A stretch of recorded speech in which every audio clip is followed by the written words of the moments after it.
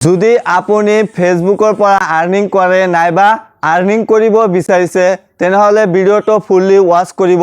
Facebook payout সিস্টেমত এটা ডাঙৰ আপডেট লৈ আহিছে। বহু ক্ৰিয়েটৰে কৈছে যে payment pending, payout stop হৈ গৈছে। আপোনাৰ যদি পে আউট সিস্টেমত ডেট অফ বাৰ্থ ভুল হৈছে, নাম ভুল হৈছে, বেংক ডিটেইলছ ভুল হৈছে, এটো জেড জনাই দিম।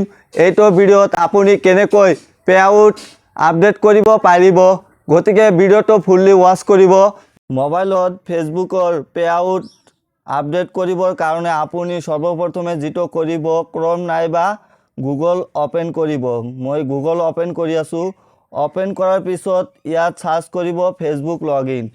লগইন সাৰ্চ কৰাৰ পিছত তলত স্ক্ৰল কৰিব।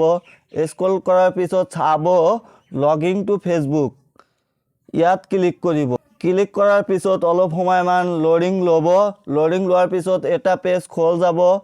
মই এবাৰ লগইন কৰিছিলো কাৰণে ডাইৰেক্ট লগইন হৈ গৈছে। আপোনাৰ কি কৰিব লাগিব, ইউজাৰ আইডি আৰু পাসওয়াৰ্ড দিব লাগিব। দিয়াৰ পিছত এটা পেজ এনেকৈ খোল যাব। খোলাৰ পিছত আপুনি কি কৰিব, লেফট সাইডত ওপৰত চাব 2 নম্বৰ অপশনত ক্লিক কৰিব। ক্লিক কৰাৰ পিছত আপুনি লেফট সাইডত পে আউট লিখা আছে তাত ক্লিক কৰিব। ক্লিক কৰাৰ পিছত আপুনি কি কৰিব, আপুনি লেফট সাইডত সেটিংৰ ওপৰত ক্লিক কৰিব। ক্লিক কৰাৰ পিছত আৰু এটা পেজ খোল যাব। খোলাৰ পিছত আপুনি চাব ইয়াত বহুতো ধৰণৰ অপশন আছে। Pay out account info, pay out account অনাৰ নেম, ইয়াত লিখা আছে যেটো আপুনি আপডেট কৰিব বিচাৰে পে আউট অনাৰ নেম নাইবা পে আউট একাউন্ট ইনফো। মই যেনেকুৱা পে আউট একাউন্ট অনাৰ এইটো আপডেট কৰিব বিচাৰো, তেনেহলে আপুনি কি কৰিব, আপডেটৰ ওপৰত ক্লিক কৰিব। ক্লিক কৰাৰ পিছত সৰু এটা পেজ খোল যাব। আপুনি কি কৰিব, আপোনাৰ যেটো নাম আপডেট কৰিব লাগে হেটোৰ ওপৰত ক্লিক কৰিব।